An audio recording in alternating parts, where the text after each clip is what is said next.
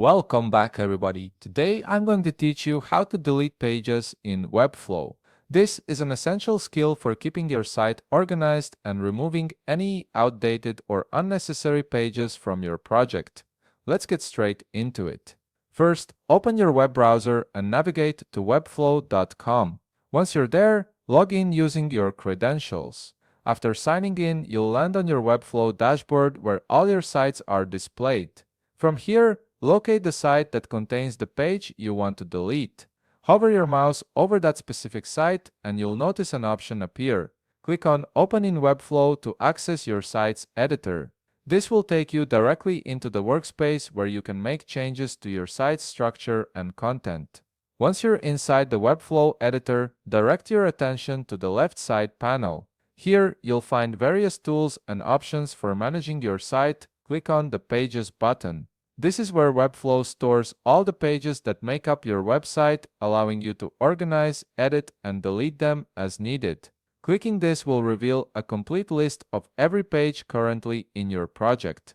Now, scroll through the list of pages and locate the specific page you want to remove from your site.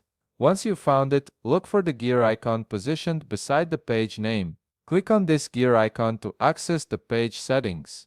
This step is crucial because it opens up the configuration menu for that particular page, giving you control over its properties and allowing you to perform actions like editing or deletion. With the page settings now open, look at the top toolbar of the settings panel. Here, you'll see several options available for managing the page. Click on the Delete button. This action signals to Webflow that you intend to permanently remove this page from your site.